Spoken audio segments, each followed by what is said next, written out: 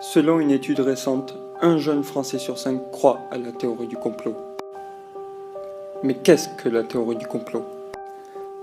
La théorie du complot, c'est penser que ce sont des sociétés secrètes, Illuminati, francs-maçons, services secrets qui dirigent le monde et qui manipulent les médias.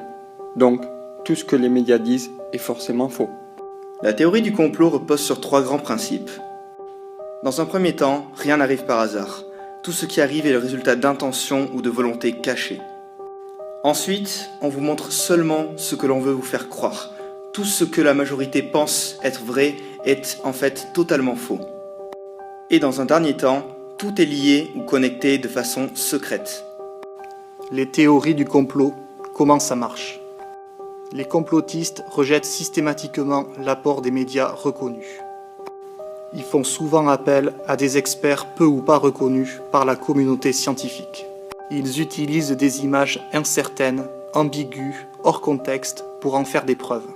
Ils désignent des coupables. Ils accusent systématiquement des organisations secrètes, le gouvernement ou des communautés d'être responsables des faits. Les citoyens sont toujours condamnés moralement.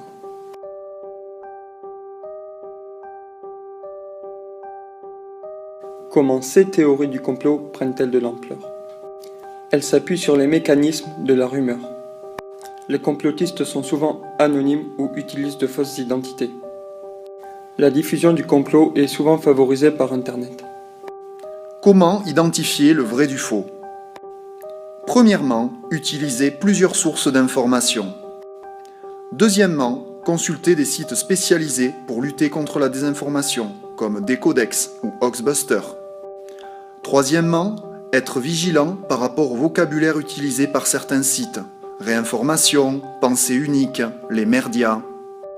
Pour conclure, se poser des questions, avoir de l'esprit critique, c'est positif. Mais douter de tout le temps, c'est tomber dans le piège des complotistes.